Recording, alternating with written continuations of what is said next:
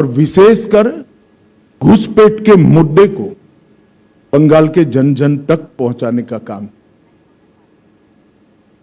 मित्रों, बंगाल का यह चुनाव बंगाल के लिए तो महत्वपूर्ण है ही है, परंतु पूरे देश के लिए महत्वपूर्ण।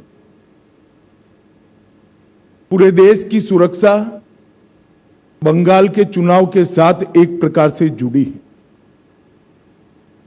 असम में भारतीय जनता पार्टी की सरकार बनने के बाद असम से घुसपैठ कमोबेश समाप्त हो गई।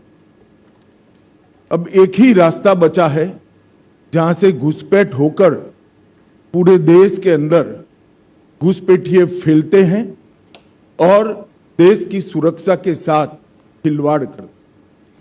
इसलिए बंगाल का एक चुनाव बंगाल के लिए महत्वपूर्ण है कई मायनों में, और देश की सुरक्षा की दृष्टि से देश के लिए भी महत्वपूर्ण। भारतीय जनता पार्टी ने तय किया है कि तृणमूल कांग्रेस के शासन के खिलाफ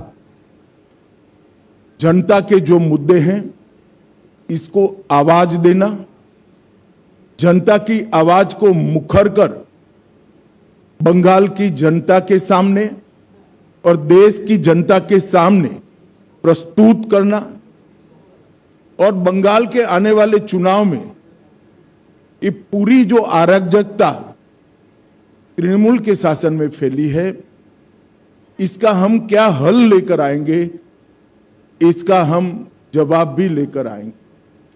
परंतु आज की प्रेस वार्ता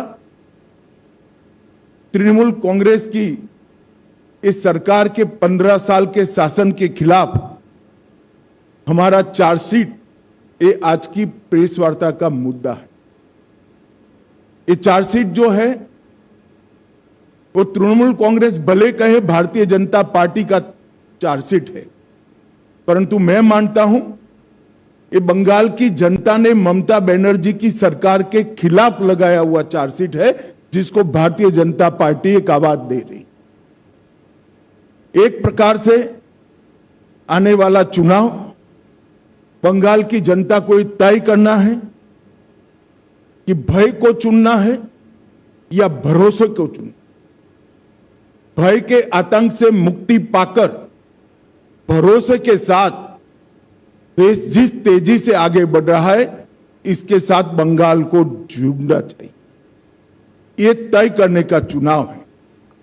विगत 15 सालों में भय, भ्रष्टाचार और भेदभाव की राजनीति चल रही है। झूठ, डर और हिंसा का सहारा लेकर अपनी राजनीति को आगे बढ़ाने का नया राजनीतिक थ्योरी ममता बनर्जी ने प्रस्तुत किया।